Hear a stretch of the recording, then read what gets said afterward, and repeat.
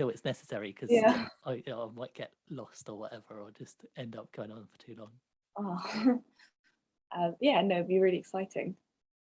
And yeah, do let me know as well if you want me to jump in at any point or anything. Obviously, I don't think I'm quite as well versed in it as you, but I know a thing or two. Oh yeah. Well, no, it's always great to just have two people to like for it to be a conversation. So yeah, definitely.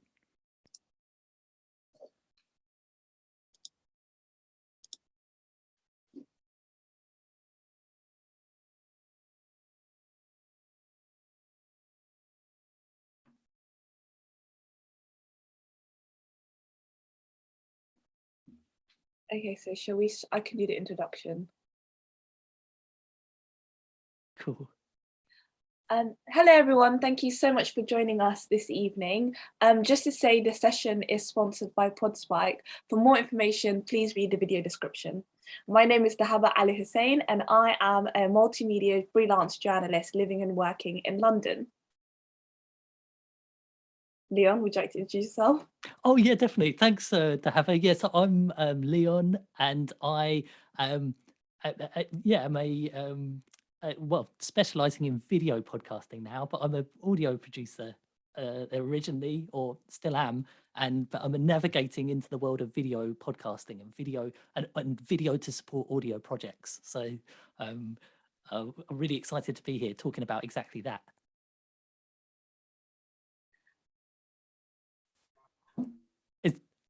Is that all? Are we good to go now, or is there anything?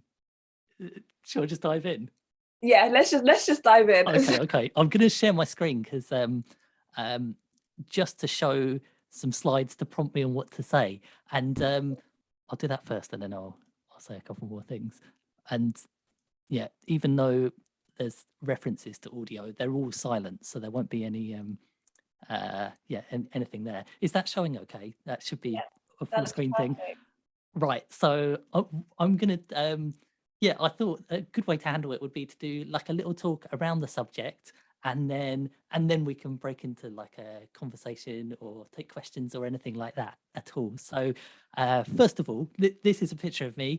I'm putting that up there not just for the ego part, but because of the fact that I think I'm this person. I'm somebody who's worked in audio, podcasts, radio, and content production around that kind of sphere as well, and was always interested in the world of video, but in the last couple of years have really pushed / taken the leap independently as well to kind of fully immerse myself in that world. So I just wanted to put that up there to say, I'm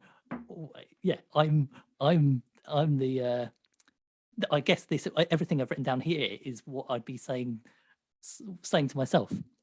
So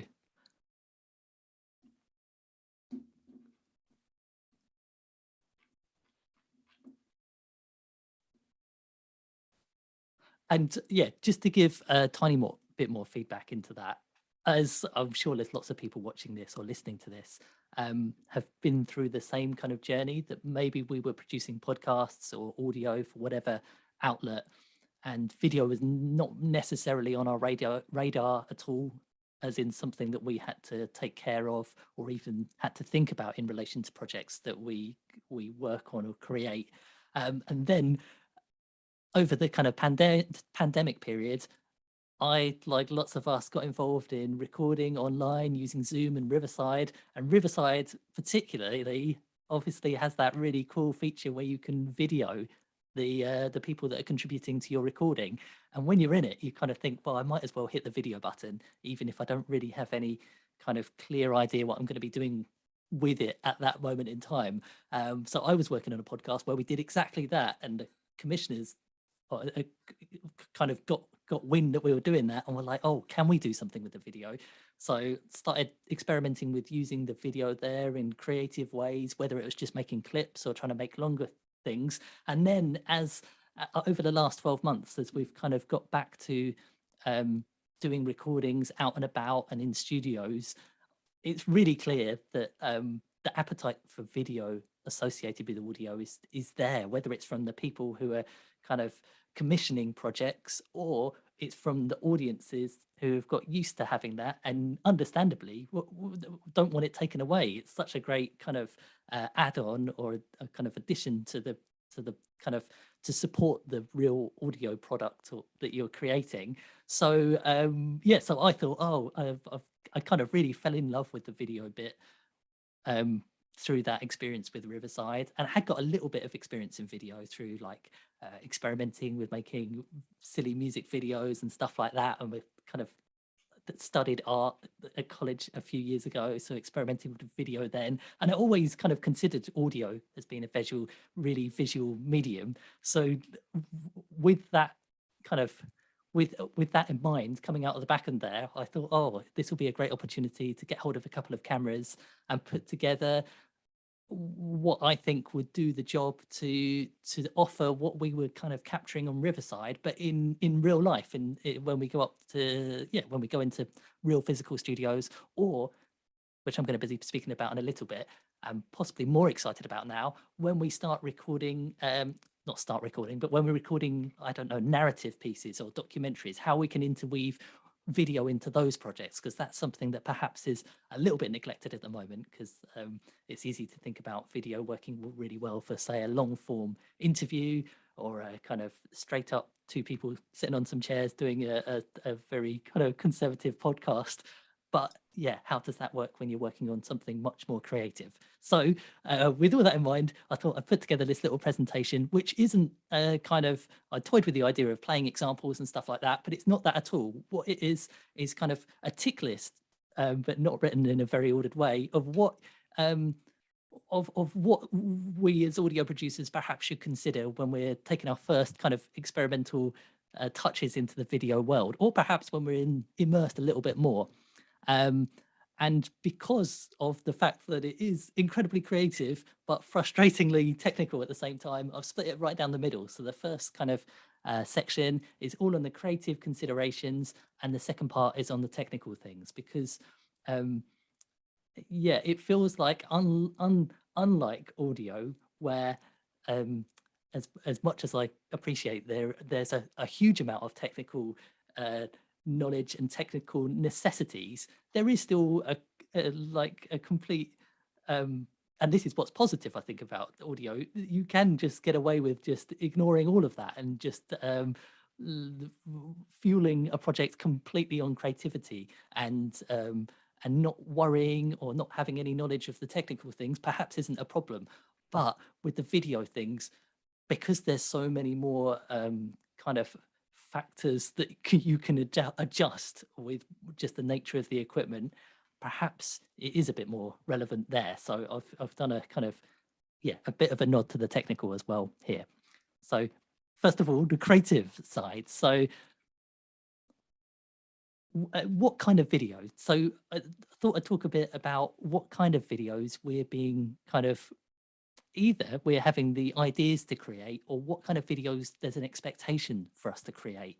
And I've done a bit of a grid here, and it's none of them are particularly kind of reinventing video at all, which isn't, I would say, isn't the point of using video within audio.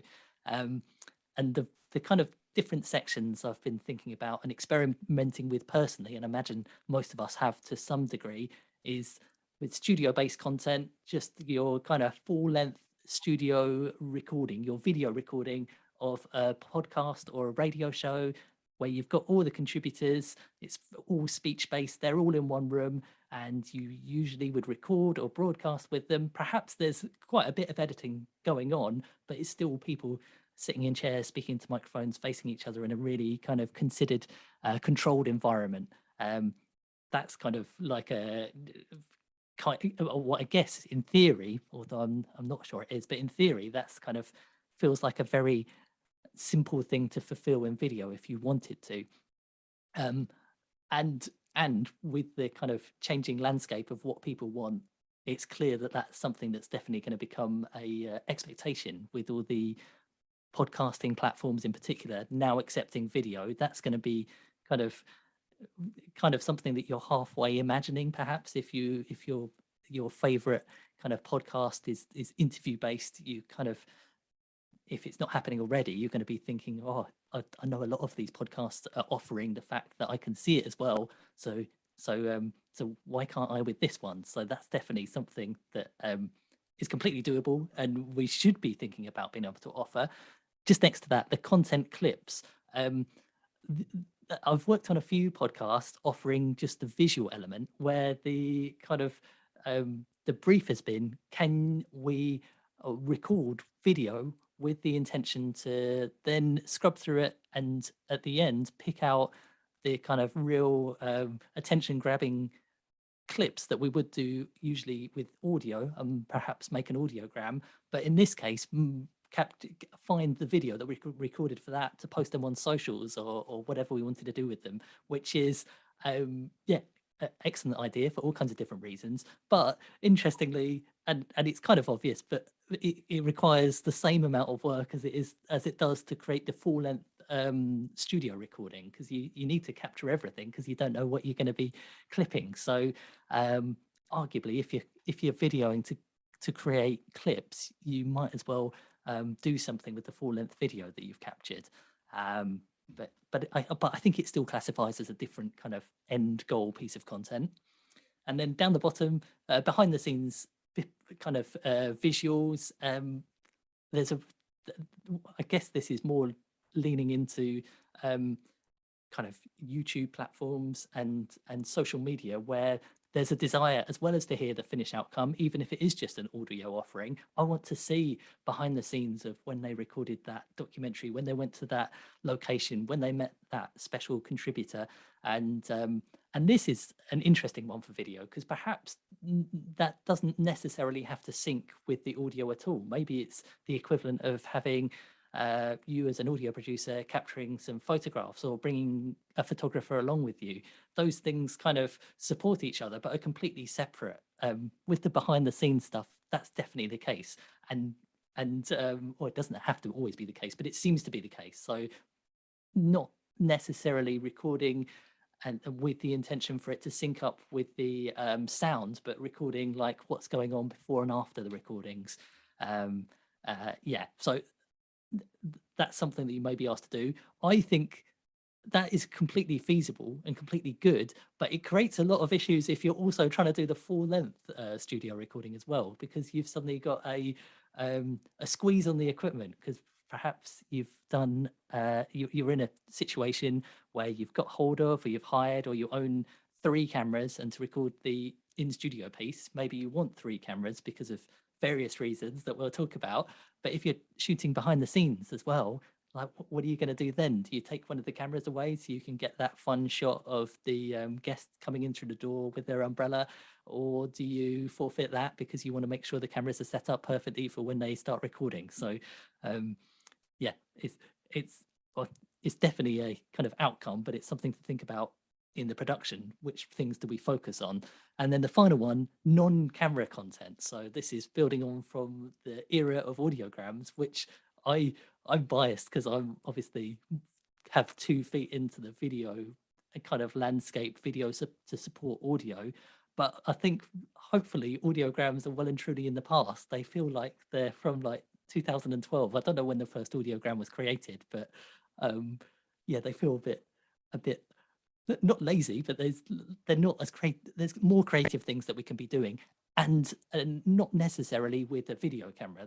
There's kind of things that we could be making, things working with illustrators, working with animators, leaning into different kind of creative fields to make to instead of just have an excuse to share a little audio clip on the internet, maybe we want to kind of collaborate properly on something, so it's a piece of content that was made with a consideration about how that's going to survive and live its own life on its own.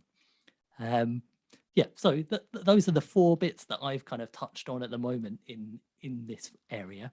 I'm sure there are other ones as well. And I briefly wanted to talk about the non-studio, or not even briefly, but just because of the fact that it feels like this has grown out of the Riverside kind of world where we're faking a studio where everybody's in front of each other. It feels, and I've definitely kind of taken my first steps into this the first tick box with video is how do we really creatively and professionally video in the studio piece of content. But the next step that perhaps is being explored as we speak is how do we use video in a creative way to support, like I said earlier, the documentaries, the narrative kind of stories, dramas, everything like that, where it's not studio based.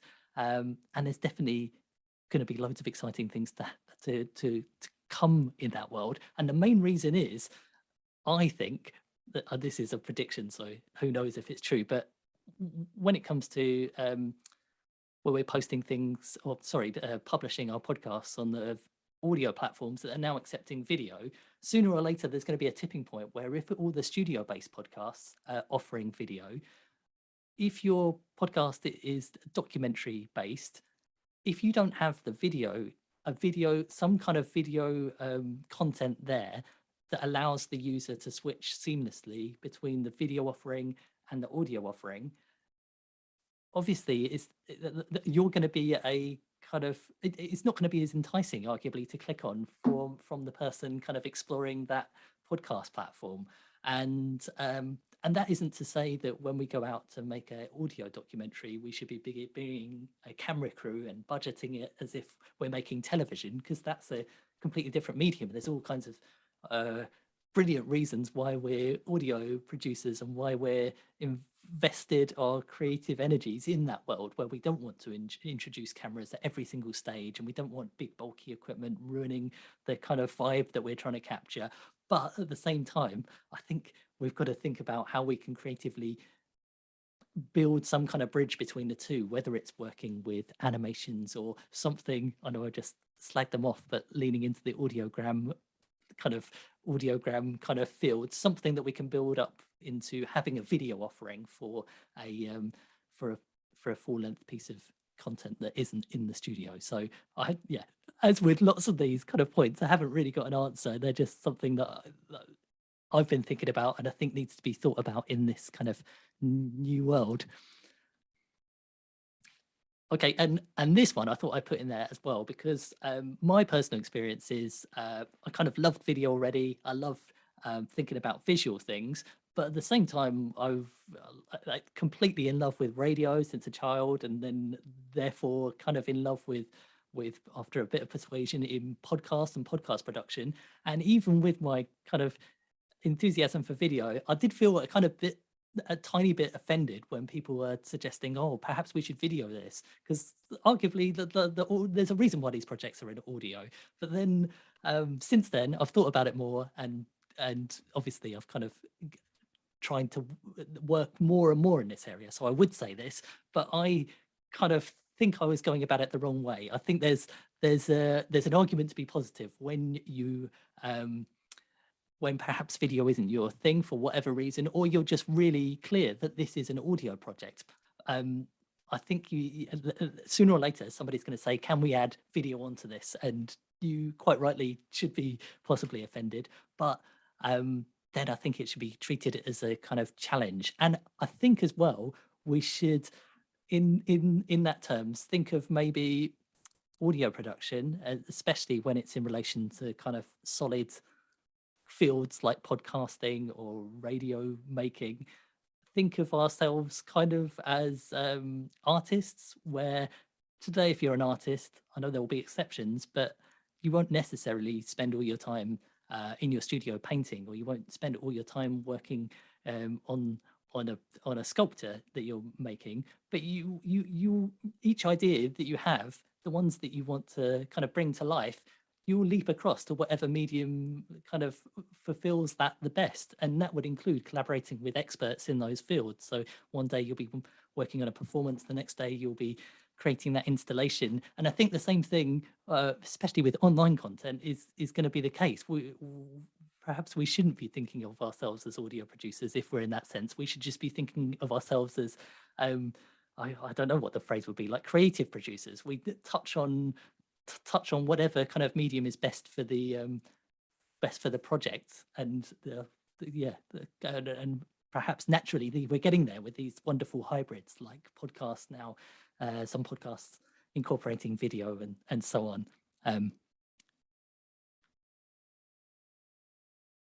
Oh yeah, and within the creative part as well, I wanted to mention that with some of the things I think I mentioned a couple of seconds ago about ruining that kind of special sacred place that is producing audio, where perhaps it's just the most private media, like processed if it's necessary to be. It's very discreet and very friendly, very warm for people that perhaps aren't used to these kind of things. And that is completely blown out of the water if you start waving cameras around in front of people's faces.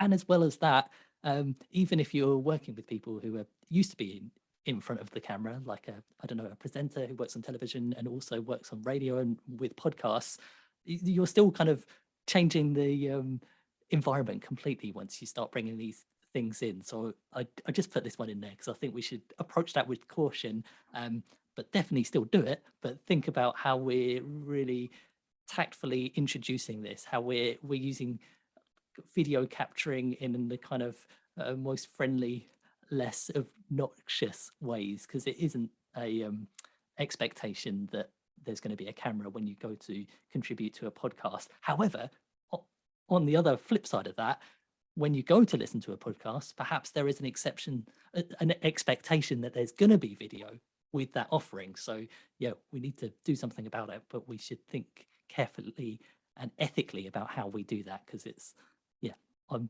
not a big fan of being in front of cameras, and yeah, I don't know whether I'd be a big fan of speaking on a podcast or a radio program, but I would be more inclined to do it if I knew there were going to be no cameras involved, or rather, if I turned up and there was a camera, I'd be properly freaked out.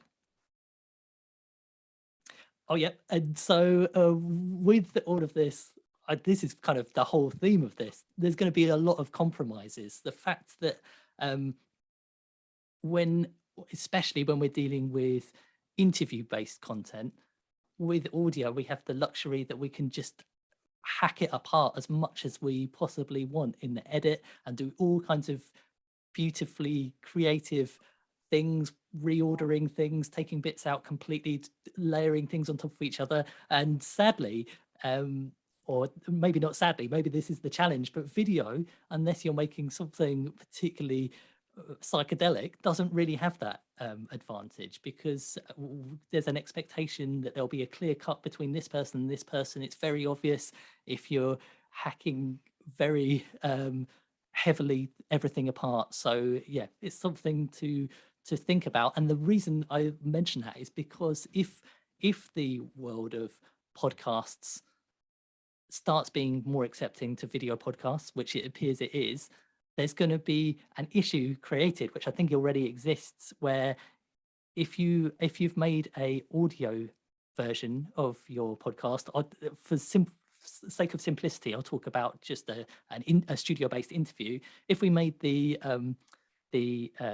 audio edit that's 40 minutes, perhaps the video edit, because we couldn't edit it as heavily, perhaps that will be 50 minutes. But when we go to our podcasting platform, when we kind of send off publish the finished piece, lots of them, I believe, are going to be asking us to send the exact same file, and it would lift the audio out of it if you're having the audio experience, and then show you the video if you're having the video experience. And the great thing about that is that you can, I was speaking to somebody today who said on Spotify, they go jogging and they're listening to their podcast, and then when they get home, they take their phone out or flick over to the kind of laptop-based Spotify, and then they can continue listening to the same podcast and see the visuals.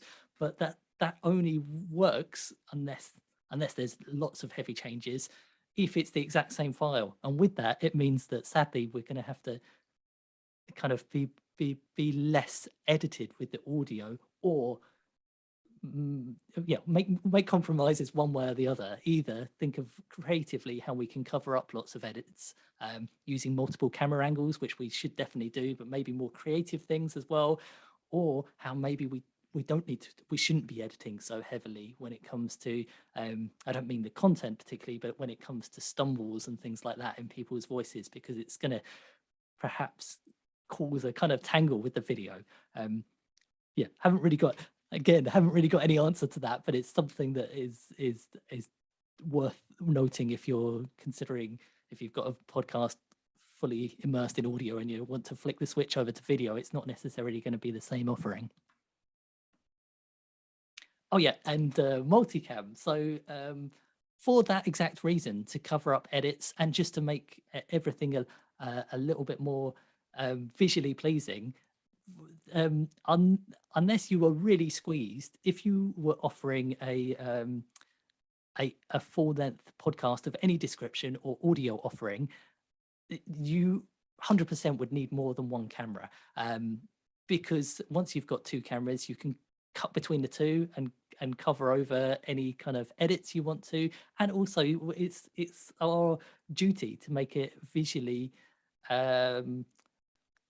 not visually pleasing, but visually match the audio offering, because we aren't making television, we're making, or a film, we're making video to go with a podcast, and or sorry, or any audio, but saying the podcast in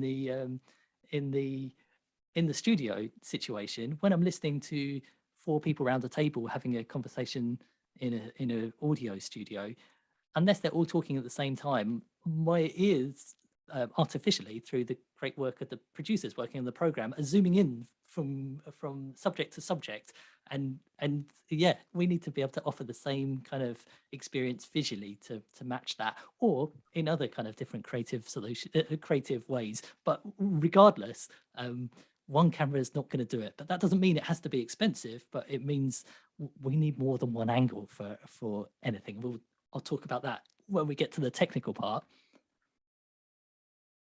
Oh yeah, so yeah, with all of these, I guess I've kind of gone through a journey where perhaps I'm an audio producer in this situation. I've been asked to do video, and I've been thinking about all the things that I've just talked about, and I've decided, oh, we're going to do the video like this, and we're going to do it like this. I've got a real plan set out, but the final bit is, do I do it myself? I'm the audio producer. This is my project. I know it better than anybody else. I should arguably do it, or for reasons because I've got enough duties already. My whole process on the recording and the edit is fully booked. Do I need to collaborate with somebody else to make the video part? Because they arguably would know that equipment better, be able to do a better offering. Collaboration is always positive and always fun.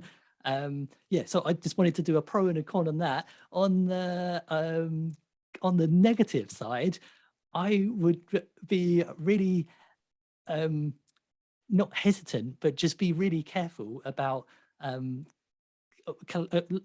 opening your kind of audio creations, opening the bonnet of them for video producers to get in there and play with. And I only say that because not to be rude to people that work in television, but audio really feels like second rate in that world. It feels like an afterthought. And sometimes when I've kind of collaborated with some videographers, and they understandably can do amazing things with cameras, but sometimes you get the impression that they're like, oh, we'll just whack a mic on this and it'll be fine for the audio.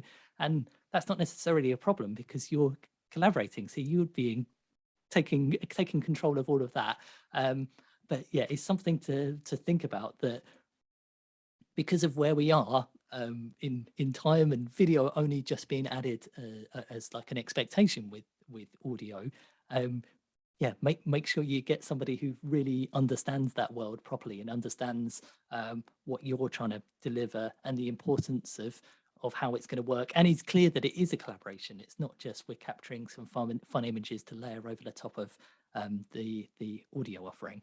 And on that subject, I just to blow my own trumpet, I do this service, and I think I perhaps am the perfect person for this, because I've kind of got an audio focus, but offering the video kind of solutions for collaborating with audio producers. So yeah, not saying that just because hopefully it feels like there aren't many people offering that at the moment, but hopefully there'll be more and more people with that coming from a audio side. Okay, so whoops, I think I've just leapt ahead. Oh no, I haven't. Here we go. So celebrating audio, this one's given, and I think I've said this a lot already. I'm probably speaking really slowly, so I'm going to speed up a little bit so we can all talk about this this collectively.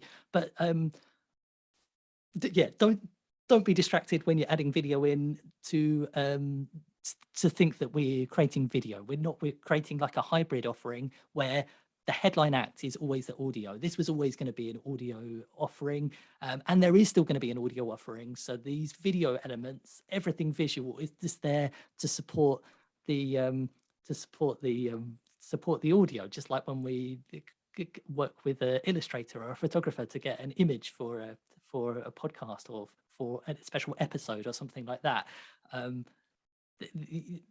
Everything is pointing towards the audio, and all of those kind of considerations, the aesthetic you're building into the audio, the way you're editing it, the way you've thought about creating it, those kind of things all have to be coming from the same direction, and especially with the video as well. So yeah, just wanted to remind us all, not that we need reminding, but the audio is the main deal. And with all these projects, the mood board is the most, well, it's really fun to create them, but the main thing to think about always when you're thinking about the fact that you're going to be creating something in visual, as soon as you know it's coming, I would start making like a scrapbook of visual things that you think, oh, I really like the lighting in this scene in this film, or this photograph that I've seen in a fashion magazine really suits the kind of style that I think visually that goes with the audio that I'm going to be creating. Collect these all together, and then even if it's your very first steps into video, I kind of think if you've got a kind of touch on kind of some inspirational pieces jotted down on kind of a notice board or whatever, you can always look to them when you're got your camera and you're about to press record and you're like thinking, oh, am I just waving this around all over the place? Do I know what do I need a reminder of what we're doing with this piece of equipment? Because at the end of the day, our as audio producers, we're so audio focused that perhaps we're adding in video and we haven't got time to kind of properly think of everything when you're doing it. So yeah, make sure you're preparing everything like that. And I've written a little note there saying the equipment, because think about the visuals of the equipment. I'm adaptable to whoever I work with, whether they think equipment is good or not to leave in. But I'm a big believer that if you're making a podcast or a radio show and it's a video to go with it, you want to see the microphones, you want to see the headphones, because these are the tools of the trade, and that's giving a kind of visual tick to why it sounds the way it does. This isn't distantly mic'd to go on television, because it's not television. This is something else, and the equipment, I personally think, needs to stand clearly and be seen. But with that, there's a lot of gross looking equipment that we just take for granted working in this world, because we're not thinking about it as kind of from a visual direction.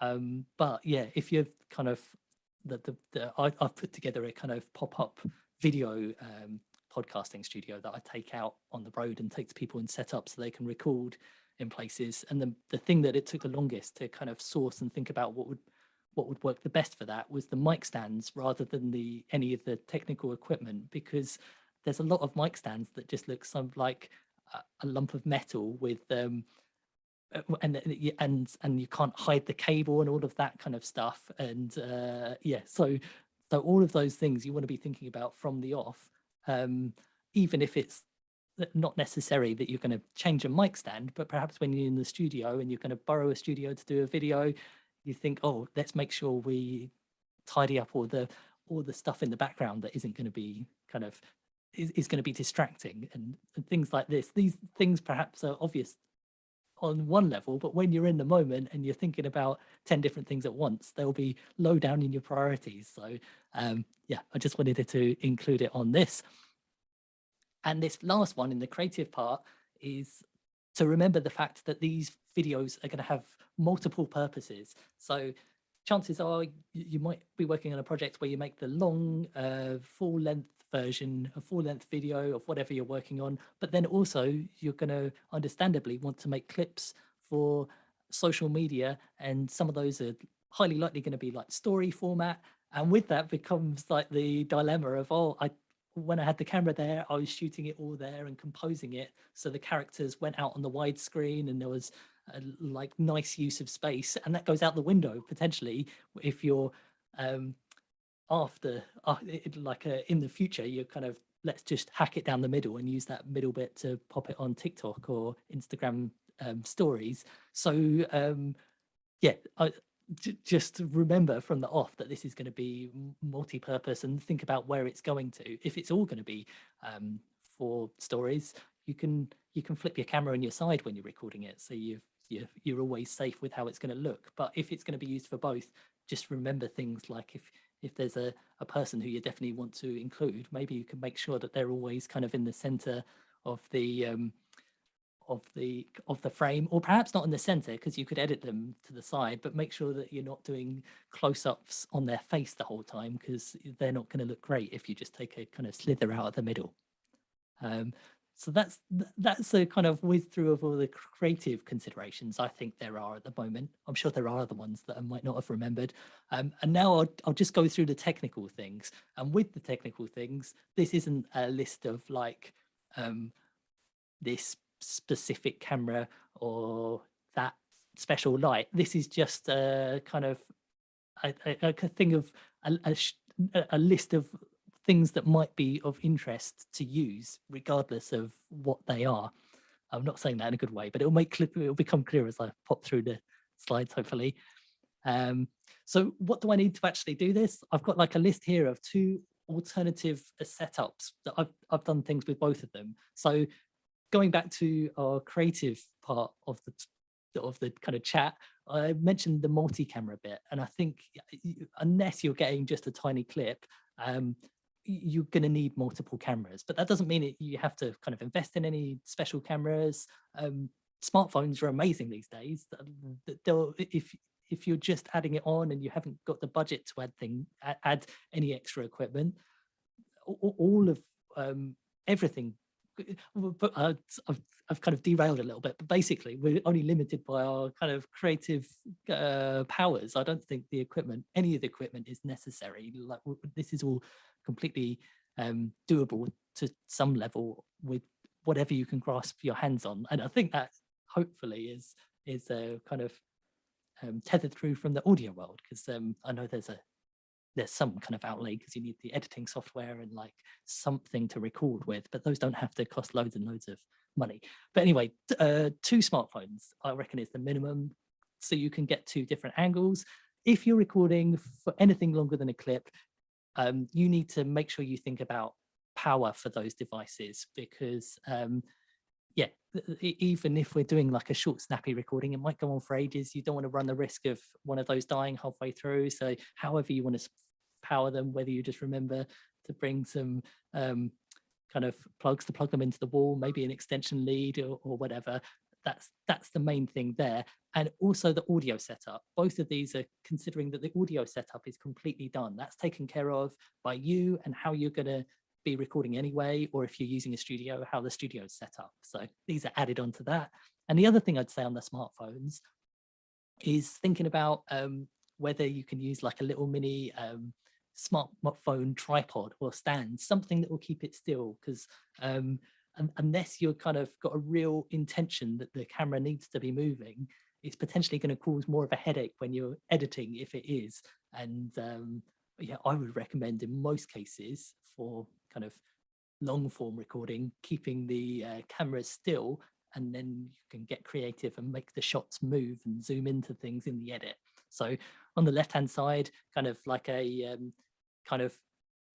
simple route to doing it, and on the right hand side, if you were going the whole diving fully into it, I think if you're doing an interview with 2 people, 3 cameras is always lovely. So you can get a kind of a portrait of each of the contributors, and you can also get like a nice wide shot setting the scene. Maybe that wide shot can be moving, because then you've got the insurance if you've got those 2 other cameras capturing all the time, on both both, I don't know, the presenter and the guest, say if it was an interview. Again, you've got to think about camera power, more so if you're using like non-smartphone specialist cameras, because they're often quite hungry on power.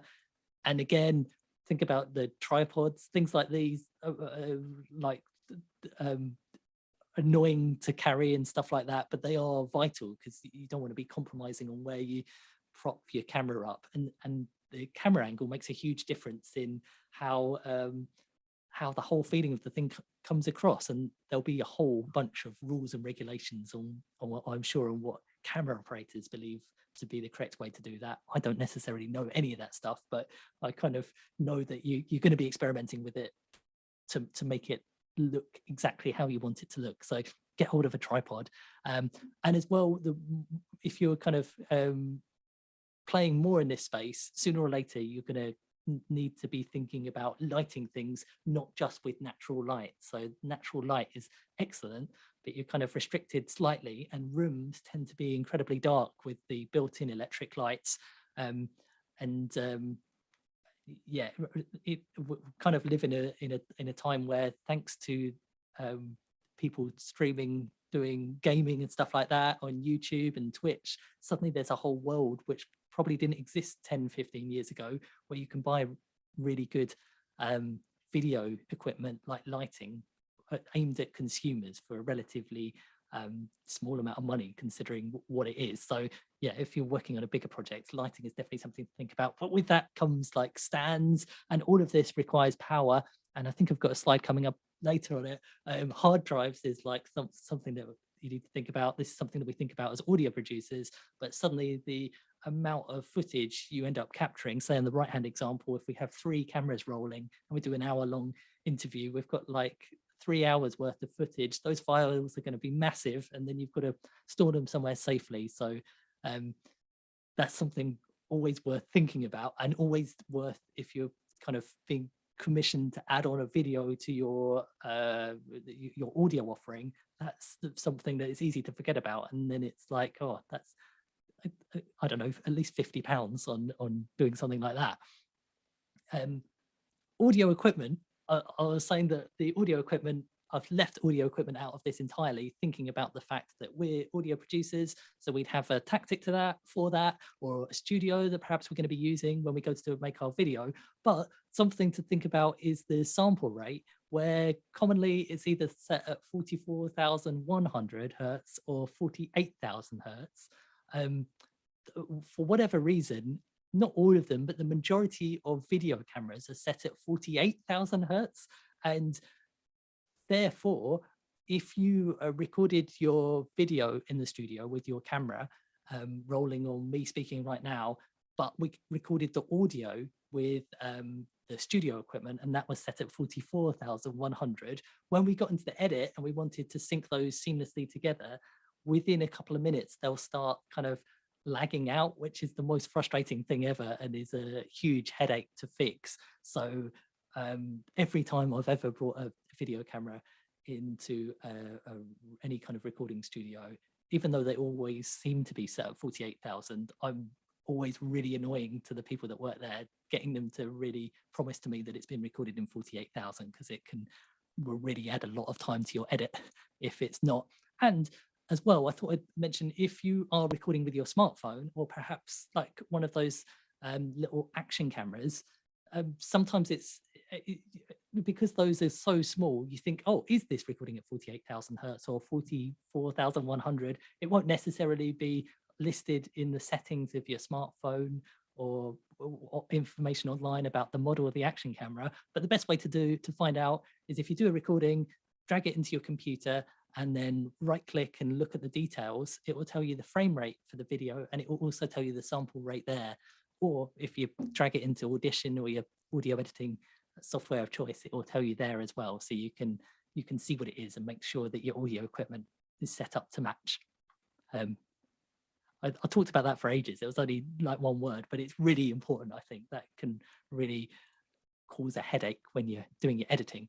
And then cameras, as we said, smartphones are really, really cool, really, really good. But perhaps on a certain project, you might want to hire some cameras or buy some cameras, and mainly thinking about the long form thing that perhaps even if we're recording clips, you might want to leave your camera recording for 60 minutes or so.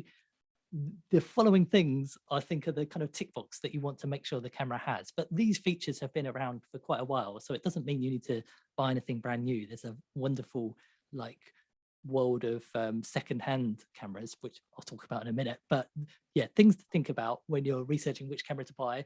Which ones overheat? There's micro four thirds cameras, are the cameras that have the smaller sensor, and they're like the great, the kind of, if there's any photographers or videographers watching, they'll probably say that I'm saying this technically incorrect, but in the way I understand it is we had those great big DSLR cameras that we picture professional photographers using, but all that technology is shrunk down that we can get just as good quality out of these slightly smaller cameras, which are brilliant because they're easier to carry around, easier to hold, arguably, hopefully cheaper as well. But the downside is some of them have so much amazing technology jammed into them. They are great for taking photographs or very short videos, but if you wanted it to video for 30 minutes, they overheat. And I know some of the leading brands that people really rave about how good they are for video don't really come up as an option if you're recording long form stuff, which we possibly will be as audio producers. So think about that. The autofocus face tracking kind of thing that lots of cameras have, which isn't a brand new thing. This is applicable in slightly older cameras as well. I think that's a must. Smartphones, I think, all have this technology now where it kind of knows where your face is and will focus on it, whether you're kind of the person you're videoing moves in and moves out. And the reason I think it's so important to have it is that, again, videographers would be perhaps offended by the fact that you'd be using autofocus. They would be want you to focus everything manually, which is fine if you're using one camera, but quite often I find myself setting up 3 cameras, and then perhaps I'll be recording the audio or producing the audio as well, which is my main kind of consideration. Well, all of these things are consideration, but I'm not going to be running around looking at the cameras thinking about focusing them. So yeah, make sure that you're kind of using a camera that tracks the face, so you can trust that your shots are going to be in focus when you go to edit them. I've written camera matching here. There's different kind of clever ways to do it, but in when it boils down to it, if you want to have 2 cameras looking at 2 people doing very similar shots and you want them to look identical, it's going to be quite hard to get them absolutely looking identical unless they're the same camera. So especially if you're hiring cameras, hire the same camera and the same lens for those shots, because otherwise you're going to be kind of getting stressed about the fact that, I don't know, the colors, you can't get the colors exactly the same, or the way that the focus was handled was slightly different, so therefore when somebody moved around it looked differently. If consistency is your plan, make sure the equipment is consistent. Yeah. And then recording time limits. This is possibly interesting. I thought it was interesting. Apparently when video cameras, stills cameras, photography cameras, which the cameras that I commonly use and I think are going to be used in this world most frequently, when they started putting video features into them, I think several or probably the majority of countries around the world said that their tax laws were that you had to pay more tax or different tax if it was a video camera as opposed to if it was a photography camera. And the camera manufacturers got around that by putting these limits in that you can only record up to 30 minutes, and then it just cuts your recording at that point. And then therefore technically it's like a stills photography camera that allows you as an add-on to do video rather than being considered as a video camera. And this is massively frustrating because quite often if you're recording stuff in the studio, you want it to just run and be recording. So but the good news is there's lots of manufacturers that offer that kind of never-ending amount of video recording as long as your little memory card has the space on it. So I would yeah, definitely look out for ones that do that. And as well, I found this, I bought a second-hand camera relatively recently, and it was from the era where that existed, but there was such a kind of palaver over it that the manufacturers offered kind of software upgrades to the cameras, where I'm not very technically minded. I probably wouldn't have worked out how to do this, but the previous owner had plugged it in to the computer and gone to the manufacturer's website and got hold of kind of an update that worked around that. So yeah, just be mindful of that, because you could end up having the best camera ever but not being able to film for more than 30 minutes, which perhaps isn't an issue, but in lots of cases will. And then power, I've written here, these cameras are really hungry on power, so using the batteries is not going to be a good idea if you're in studio. You want them to be plugged in, but there's loads of aftermarket sold little batteries with a wire on it, so you kind of plug them into your camera and a little wire dangles out the end, and it comes with an adapter where you can plug it into the wall, and then you can just have it on all day long as it doesn't overheat. So yeah, all of the leading big manufacturers, they're manufactured, that they're made for and available for. And then there's this HDMI part. The HDMI, lots of these cameras have an HDMI plug where you can plug in a lead, and then that will send what the camera is seeing out to a television, say, if you plug it in.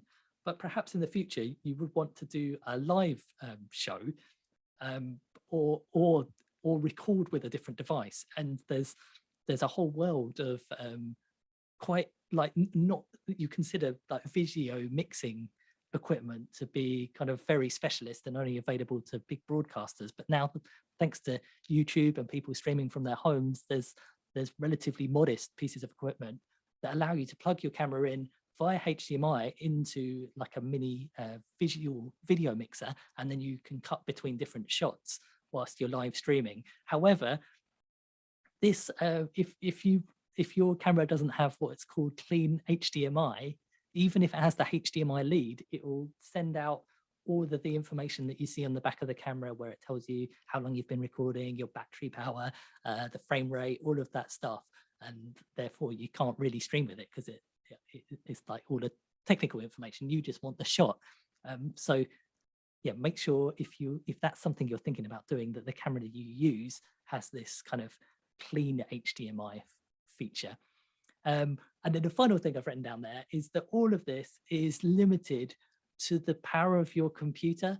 And all of these cameras now allow you to do 4K, which is the really big resolution, and capture, if you want, loads and loads of frames per second. And you can do these wonderful things like filming log, where it captures like a much wider color range, and therefore you can kind of go to town with the color correction afterwards. But by adding all of these, the files are getting massive, and it's going to be so much strain on your computer to edit. So it's likely, if you're sourcing a camera to work on a project, it will have all these like incredible features, but think about perhaps turning them off if you don't think they're relevant to this project, or if you know that a video, the computer you're going to be editing on isn't going to be up to it. Because yeah, sometimes you can plug your kind of memory cards in afterwards and go to edit it, and the computer really is straining under the weight of all that wonderful video.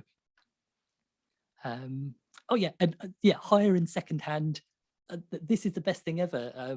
That there's, I guess, from the television industry, there's a whole world of facility houses where you can hire the most crazy equipment for if you are filming like a full-on film, but also they lend like the kind of relatively modest small cameras, brand new ones, all of the cutting edge technology at prices that will fit within a kind of audio project budget.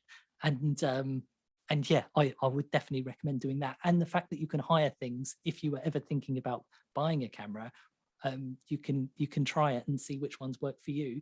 And the whole second-hand world of cameras, yeah, and all of this equipment, like secondhand, is the most marvelous thing ever, because you can get real bargains, things that already have a story to them, if you're that way inclined to think about what that camera's been looking at before you got hold of it. And it's obviously better for the environment. So just thought I'd say that. And I've said this before, but the file storage, that's a big deal. always think about every project. If you're doing a kind of big, I don't know, if you're filming a studio-based video podcast, you're going to need a decently sized hard drive for that alone. So yeah, just think about that, and you'll be, well, we probably all do this with our audio anyway, but you'll be editing off that because you don't want any of those files going onto your computer because it will just jam it up. And sorry, a few extra quick things to mention here, extra things to think about that perhaps if you've never thought about video before, that it's worth mentioning. There's white balance, which is the phrase used for the temperature of the lighting in your room or in the world with the sun as well. And I've heard people that work only in video say that getting the white balance correct on your camera is the most important thing about how you collect your video, because it will have a massive influence on how the video comes out, and you can't necessarily fix it if you got it wrong. So basically there's a temperature that you can read of the temperature of the kind of the kind of light in the room. I'm not explaining this very well. And you can read what that is and make a number out of it and program that into your computer. And then the goal there is that if there's a white sheet of paper, you want the camera to be recording that as a white sheet of paper. Whereas if it was slightly off, it would be coming through as either a slightly yellow hue piece of paper, or perhaps a slightly blue hue piece of paper, which doesn't sound like a bad thing. But when you think about videoing people, the skin tone and their clothes, all of these things will be affected massively, and it will not look kind of realistic. And even if you wanted to go for a really over the top, wacky kind of visual look, you can do that all when you edit, but you need to get the kind of white balance bit correct to make sure that's kind of starting off in the best possible place, so as a kind of true reading. But to get those readings, I'm sure there's lots of different ways to do them. Some of the cameras allow you to do the readings, but I got a great free app where you open it up and you just point the camera on your phone at what you're where you're going to be doing your video, and it tells you the reading, and then you just plug that into your camera and then it's good to go. And yeah, really important, if you're using 3 cameras, you need them all to have the exact same white balance. Otherwise the shot of the person on that side of the room might have a strange kind of yellowy golden tone to it, and it will never edit together that seamlessly. Lighting, I just mentioned that connected. There's loads of different lighting routes you can go with, but the 2 main things to think about is the fact that those will affect the white balance massively. And in most cases, if you're hiring or buying a light, it will allow you to do a pure kind of, or I don't know whether it's considered this, but like white light, as in just a simple, very clinical looking white light. And it will also do like really warm lights that are related to the light that you see coming out of your lampshade. I don't know whether this is the correct way to go about it, but I always go for the whitest possible kind of unromantic, just basic kind of light, and then you can kind of tone it how you want to in the edit. And all of those will have color temperatures as well. And yeah, you want to make sure that you capture your white balance reading after you've got all your lights on. And the other thing to say about lighting is that was the main bit when I ventured into this journey. I was quite confident about videoing things, even though I didn't know the technical elements about them, but I knew kind of what I liked and what I wanted, what I had a vision of what I wanted to see when I held the camera up. But the lighting thing is quite intimidating. When you hear people talk about lighting, it feels like it's a kind of strange science, which I guess it is. But the main things that I took away from it is the bigger the light that you can get, the more less harsh and arguably pleasant, but pleasant might not be what you want to capture, but if you are, the more pleasant kind of like smooth tones you achieve by having a huge light. And that doesn't necessarily mean a massive light bulb. It means a little light, but with a great big kind of net over it, or something very DIY, or something purpose made, where it makes the light not come from one direction like a torch, but from a whole kind of sheet or something. And then the final thing in the extra stuff is the health and safety. Like whenever thinking about audio, I know we're all used to thinking about health and safety things and risk and stuff like that. But all of these things go up massively when you introduce video, just because there's lots of trip hazards. There's and lots of potentially flammable electronic things. So yeah, do think about that and how it impacts things. And with insurance, if you're hiring this equipment, or even if you're buying it secondhand, you might get great deals on it. But you think if this gets damaged or stolen, it could like financially make a project crumble. And yes, so it's worth always bearing that in mind.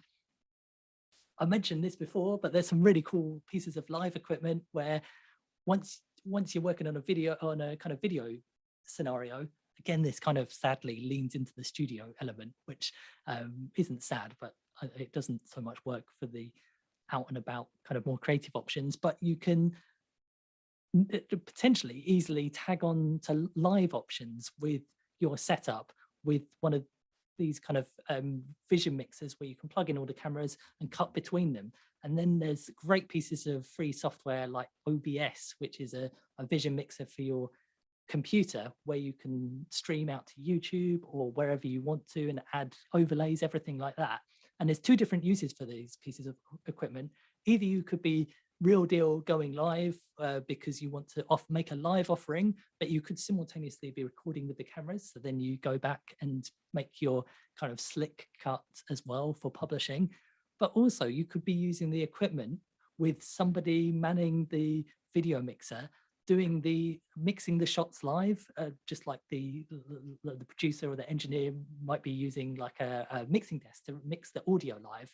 And you can record all of that into some of these devices have a built-in memory card, record it into that, and then you've kind of got a pre-video mixed session of your audio recording session, and then you can pop that into your computer editing software and maybe make a few minor tweaks, but it's saved time in the long run. So there's lots of efficiency hacks there if you kind of want to go down that route. And then talking of editing software, there's loads of great video editing software. But the main things to think about, I think, when you're choosing which one to use, well, first of all, if this is your first experiment into this world, just use whatever. All the like when we all got started in audio, get hold of the free ones. Some of them come free on some computers, and some of them are free pieces of freeware that have been made by other people that you can download, have a play and see what works and what doesn't. But the features that I think are really important once you start editing video more for audio is the audio sync capability. So this is like we were saying earlier, where ideally you'd record everything in 48,000 hertz. The reason to do that is that the video and the audio will line up perfectly.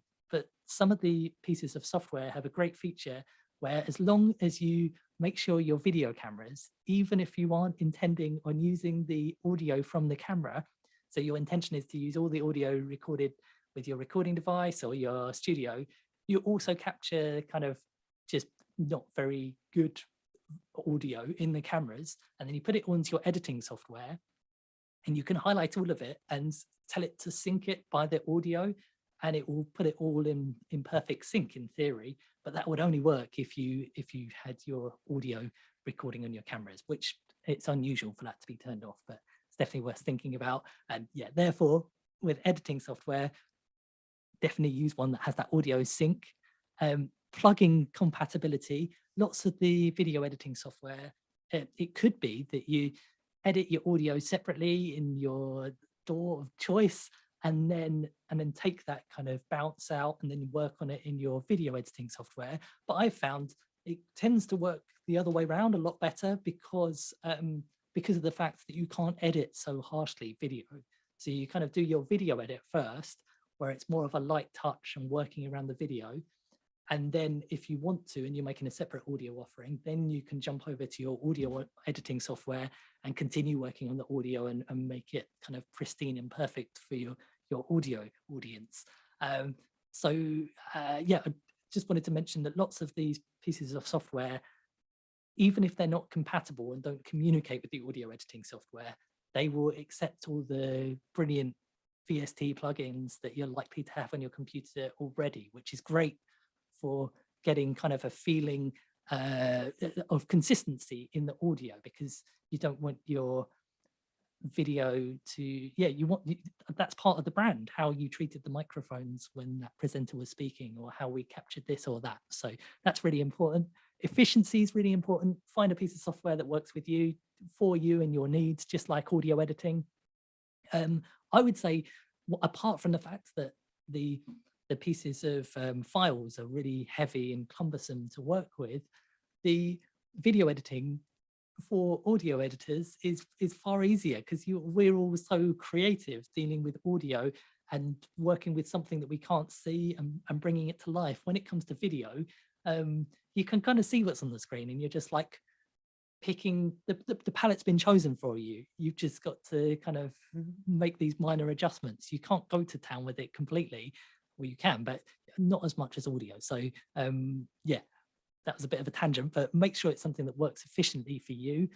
The multi-cam features, where we were talking about recording with 3 cameras at once, the way I prefer to edit video is to put all the tracks in, just like our audio tracks if we had 3 mics in the studio, and then kind of jump between them, manually trim them, so we jump between each different one we see and make adjustments that way. But just like when we were talking about earlier with the live pieces of hardware where you can vision mix live in the room at your recording, lots of the big pieces of video editing software allow you to use the edit software like that. So instead of painstakingly clicking and dragging to decide when we jump from camera A to camera B, you can set it up so there's 3 keys on your keyboard for each camera, and you watch the whole thing live, clicking to jump between those cameras, and then you can go back and fine tune it. I don't personally use that, but I think it probably is more efficient to edit like that. And yeah, if your brain works in that way, it's definitely worth experimenting with. And subtitles. This is something that, well, I guess we wouldn't have talked about already, because we've only just started talking about editing, but subtitling is really, really important for all of the obvious reasons. And the great news is that lots of the video editing software now have auto transcription built in within the software that then you can add as captions to your video, and you can fix appropriately where it struggles perhaps with names or spellings and stuff like that. But yeah, gone are the days that you need to manually type those out or use a third-party piece of software. So that's great news. But yeah, definitely make sure, if you're planning on doing something with subtitles, which definitely all video clips should have, because of all the clear accessibility reasons, and to kind of get people that aren't unmuting those videos, which is arguably quite a few people. Yeah, make sure the software has it. And then this is the very final one. With all of these things, you've just got to play with these pieces of equipment or editing pieces of software. Yeah, to get the most out of them, to get to know them, and the idea of why you're adding video onto your audio offering. Play with that, for experiment with why it's appropriate, why it's not. It might be that you have a really valid reason why video shouldn't be used for the projects you're doing, which is cool. So I thought that would be kind of it. Sorry if that feels like the biggest monologue ever, but hopefully that's a useful start point for a bit of a chat about this.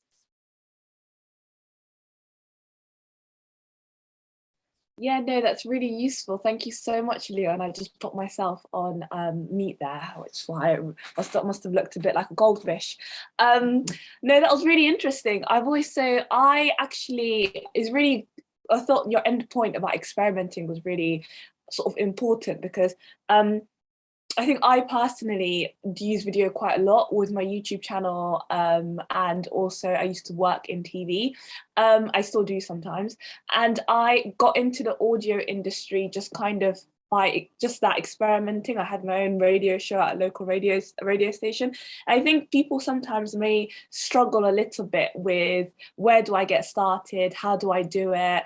And exactly what you said about how I need all of the equipment in the world. And I thought you made the point really well, that you don't actually need everything. You can just get started just on your own, and it's important to start from somewhere. And so yeah, no, I thought that was really useful. Thank you. Oh yeah, no worries. Oh yeah, I'm a big fan of like whatever the creative thing that you're doing.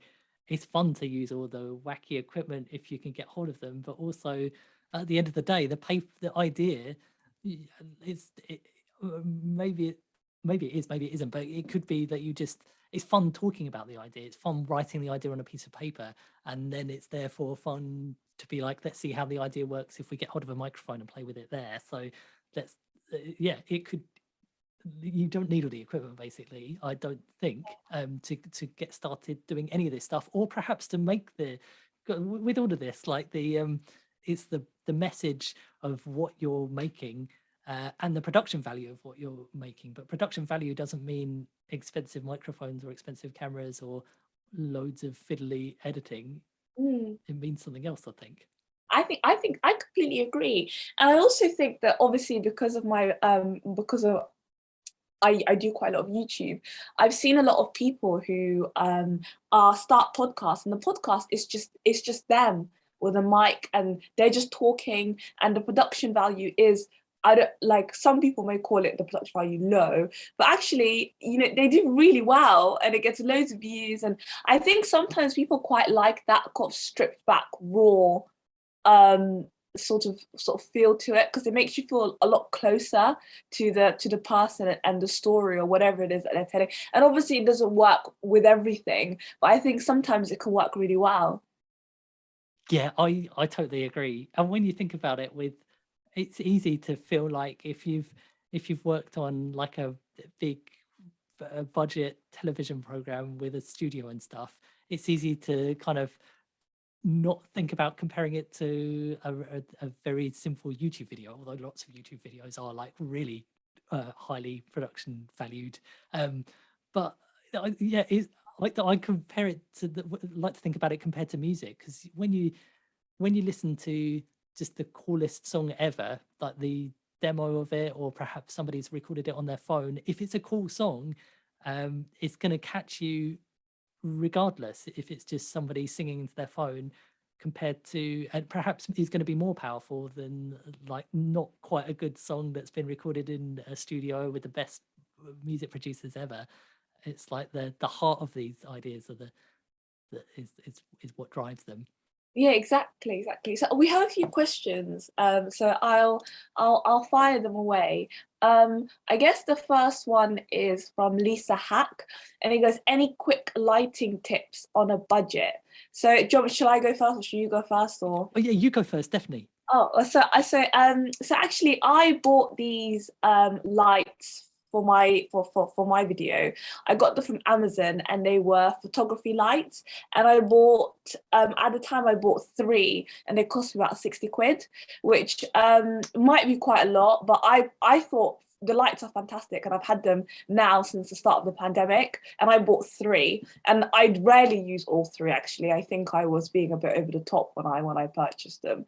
It depends on how big your room is, I guess. It depends on the space that you're filming in, and it depends what you're after. But or you can buy a ring light. I know ring lights go up to for anything between 60 to 100 pounds.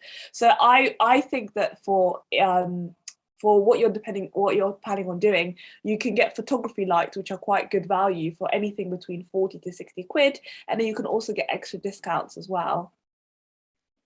Yeah, yeah, I completely agree. There's loads of really like not mega expensive things where you could spend a little bit of money and get things that would do a great job. And with all of these things, it's more with how you place them and play with them. But on top of that, the sun is really important. And if you were asking, say on Riverside, if you're asking your contributor to contribute to your audio focused, but just as simple as saying, can you make sure you sit facing a window so you've got the natural sun bathing in at them, and maybe turn the lights off in the room if it works. because then they're kind of lifted forward. And as well as that, if you less expensive than a light, you can get these big or slightly smaller, depending on how big you want to go, these reflectors. Like you sometimes see photographers' assistants with them, and a reflector with the natural sun allows you to bounce it around in different ways and essentially make kind of two lights out of something natural without having to have power and stuff like that. And another thing to mention is playing with it all, but this isn't necessarily, there will be a budget option, but this one isn't a budget option, but something that I've just discovered on YouTube, which really made a difference to how the videos I made looked, was as well as having one big light that's nice and big and soft, turning off all the lights in the room, was getting another little light and putting it, I haven't got one here, but putting it above the person's head. And that does this thing where it kind of captures the top of their head or their hair and the corners of their shoulders. And it makes them really, it gives the impression that they're leaping out of the background a bit more. It's really subtle, but makes a big difference. Yeah. Yeah, no, that's really interesting. And the point about natural light as well is I always think that's a given, but it actually really isn't. Sometimes you'll be doing interviews and people will be backlit, and then I'm just and then it's kind of like producing them to, as you say, like make sure they're in front of the window maybe, etc., and so on and so forth. And so the next question we have is, so this is actually a really good one. It's a really good one. It's, can we talk a little bit about how you produce speakers to make for the best, easiest to edit video? So for example, you know, when sometimes you can ask them to like repeat things or say things a bit more clearly, because then you can't fine edit it when it's a video, of course. Would you like to go first, Leon? Oh yeah, so my experience of this is thinking as well as about how to produce people and think about asking them to do it again, is also thinking about making sure you're capturing everything from different angles and perhaps unusual angles, where it's making use of the camera that's on the kind of person that isn't speaking, or perhaps a kind of shot from behind them where you can't see their faces, and using those creatively to cover up edits. So that isn't really strictly an answer for how to produce the person, but if you were going for a hands-off approach and you didn't want to stop the flow of the conversation, that multi-camera thing is so important, because it really opens doors of what you can do afterwards. And just like when we edit audio, and you can work some real magic to tighten people up or change what they're saying slightly in a friendly way, you can do the same by having a nodding reaction from a presenter is like gold. You can copy and paste that. I don't know ethically whether you should, but you can copy and paste that and use it tactically whenever you want, and still be listening to the kind of person we're listening to, that you have edited their audio a bit more. I think that's really true. I think that's a really good point about placing the cameras in different places. And then also sometimes, I know this seems like a bit of a cop-out, but sometimes I genuinely just ask them very nicely to repeat it. And we used to do this a lot when I worked in TV, actually. And also, I know this word is, we're not supposed to use this word, but audiograms. When we were making those, for example, and I used to work on the BBC podcasts, we used to sometimes just ask them to repeat it. But definitely, the more preferred option would be to be a bit more creative. But if all else fails, you can always just ask them. Well, yeah, it depends on the project, doesn't it? Because like, yeah, the people that you're recording, they are. So yeah, they're there for you. They want to tell their story or whatever they're contributing in the best way possible. So yeah, and as well, this is applicable to audio. But once you get them to ask to say it again, you've got both options there. And then when you're in the edit, you might think actually the first one was brilliant in the context of the whole program, or you might think I'm glad we got the second one. So why not? Yeah. They're there with you. Yeah, definitely. And then I think it's really important that we talk about rates, because I often find, for me personally anyway, starting out in video and audio, there's different rates in for TV and the audio industry. And what rate do you charge when you combine them both? Do you increase your rate? Do you like, and if so, by how much? So can you talk a little bit about that? Yeah, I've got to admit, you're speaking to the worst person to ask this question to. I'm terrible at, like lots of us, I came from making podcasts in my bedroom, in doing like community radio station, and then I'm thinking radio and audio is something I do in the evenings after my shifts in ASDA. And then there becomes like a weird hazy mark where it's like, I don't, when you're thinking creatively, you think, oh, these things I'm making are like stand up to the BBC. Of course they do. They're just as good. But when you think about asking people for money, you kind of think, which we all shouldn't, but you kind of think, oh, those people are the professionals. I'm like a hobbyist. Yeah, imposter syndrome. Yeah, so I'm like 10 years deep in trying to flush that out of my brain, which doesn't bode well when you're trying to make steps into an exciting new hybrid industry. But yeah, I think it's worth considering, and it's definitely worth the main thing is in the audio world, people are eager, not in a horrible way, but I think audio producers, it's easy for kind of commissioners to take advantage of, because they would say, well, you're there in the room, why can't you just take a quick photo or capture a bit of video on your smartphone? And you've got a job to do and a whole focus around. So arguably you shouldn't be doing that at all.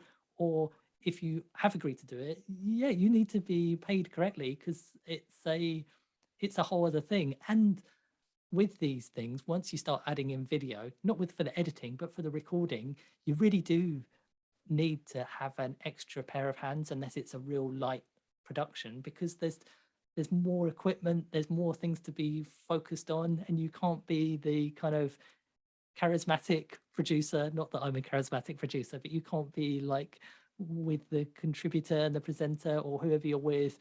The beauty of audio is the equipment's quite usually kind of works okay and we know it inside out. But if you're dealing with all these things that are so like when they record TV, there's loads of people that perhaps won't even say a single word to the contributor, because they're like, their sole job is looking after this one piece of equipment, rightly. So I think we need to take a kind of nod from that direction. Yeah, and double up. Like if you're doing the audio and the video, you are doing two jobs there. So you need to be paid for both, I think. But it's all well and good for me to say that, because I find it a nightmare. I find the whole thing is awkward and weird. Yeah, you are the charismatic producer, Leon. But following on from what you said, I think that it's really important that you actually do stand your ground, because there are definitely cases where, I know you touched on this, where you are maybe in danger of being taken advantage of, especially if you already have that skill.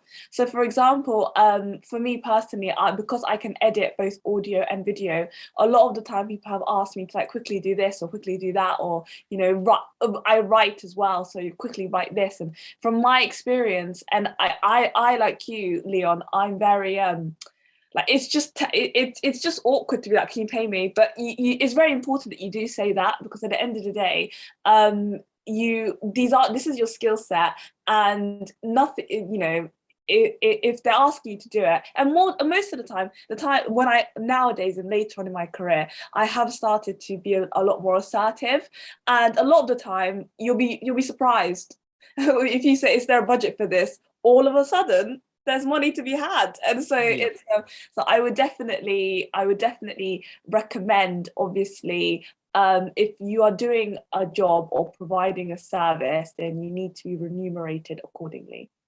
Yeah, I definitely agree. And this whole world is like growing and blossoming so quickly, and all the big kind of broadcasters and podcast platforms have caught wind of that, and then that's really having an effect. Like I'm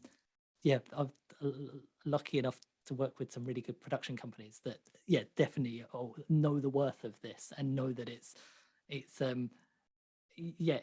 needs it needs more time, and therefore needs more money to be spent out of a budget, but the payoffs are there. You've got a wider variety of content, and if you go by the data, which I don't have the exact data, but you're you're you're getting people into audio that weren't looking for audio. So it's not even a lost leader for them. It's like for the big broadcasters or wherever we put our audio, it's like this is opening up the audio world to a new audience, I reckon.